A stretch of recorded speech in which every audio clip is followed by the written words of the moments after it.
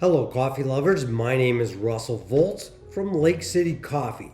Today, we're going to talk about 3 great homemade coffee blends.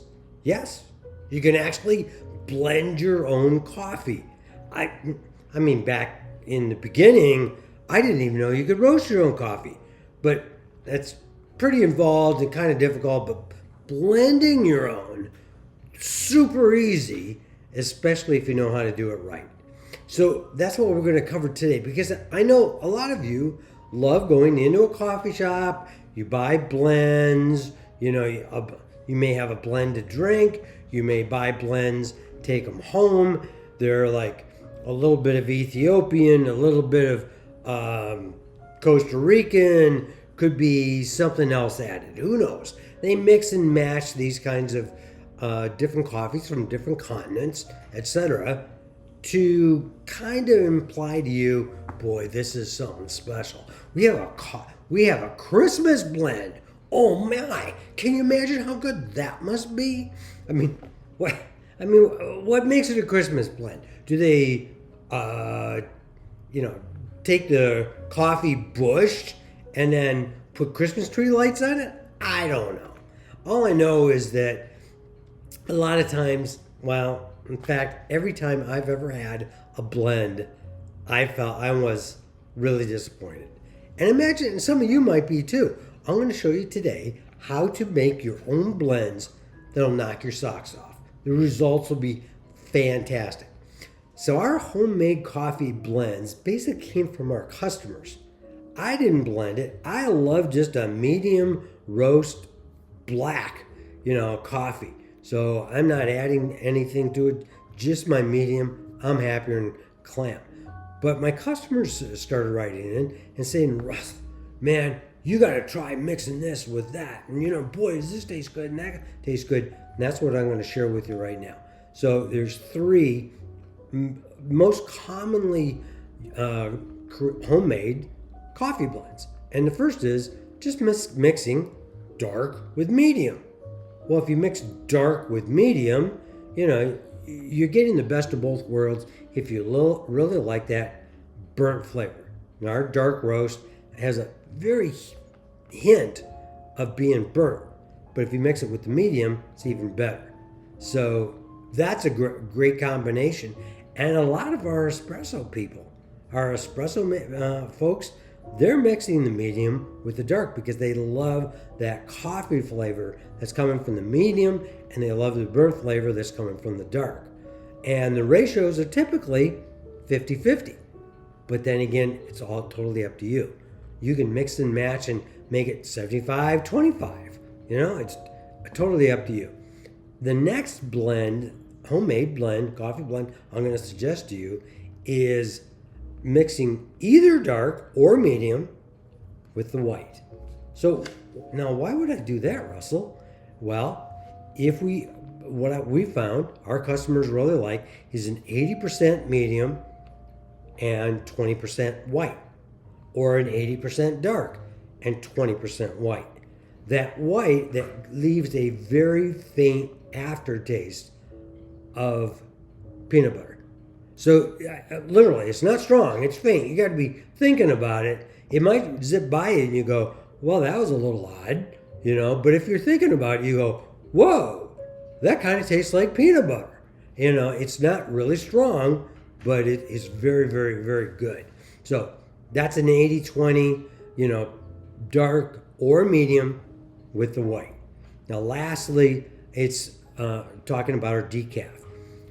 If you go to our reviews page, you're going to find most of the reviews are about our decaf. People go nuts about our decaf. Why? It's water processed, so it's not chemically processed. 90%, 99% of the decaf coffee consumed in the United States is decaffeinated with chemicals very similar to formaldehyde. We don't. We use 100% water, no chemicals at all.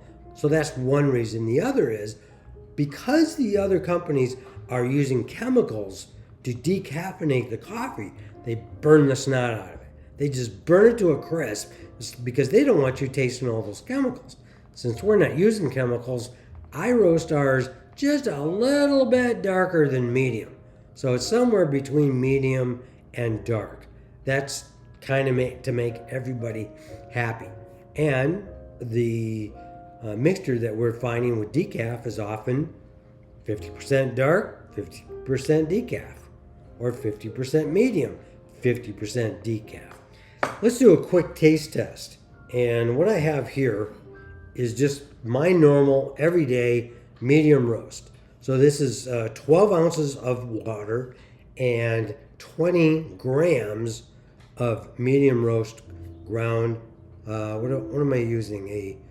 A medium coarse ground coffee. So,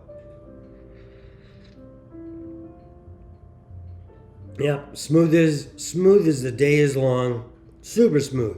No bitterness at all to it. Lots of taste. This is more milk chocolatey.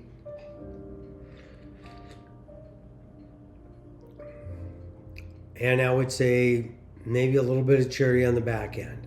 So this is what I drink every single day, right?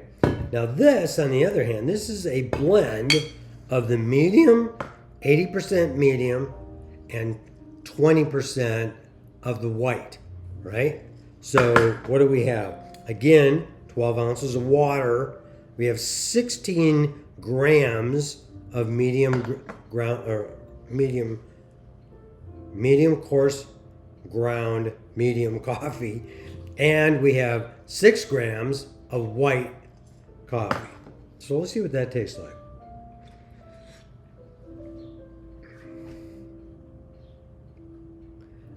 It's smoother than the medium. So, I mean, this is a very smooth coffee as it is. It just comes out even smoother. So there's zero bitterness here. But boy, the it's just so mellow.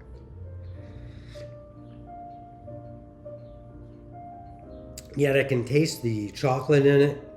And then at the end, you go, it's like they'll joke, wait for it. And all of a sudden, boom, you just hit this really smooth, soft peanut butter. This is almost like dessert. So if you're going to have something after dinner, right? After dinner, I'd go with this in a heartbeat. That's pretty much about making your own blends. Same coffee beans, same field, pick the same day, just different roast. Mix and match. You got to experiment yourself, because you may go, oh, Russell, I don't like that 80-20, man, but I'd really love the 90%, 10%. It's up to you. It's totally up to you. Here at Lake City Coffee, we're all about smooth. Smooth as silk, and I want prominent flavors. Typically what we get from the Tarrazua region of Costa Rica is chocolate. So sometimes it's a dark chocolate. Some years it's a milk chocolate, right? So, but not always. And then you have usually some type of berry note along with it, and they're extremely well balanced. Our whole job here is providing great coffee to you. We roast and ship the same day. And if you ever have any questions, we're here to answer them for you.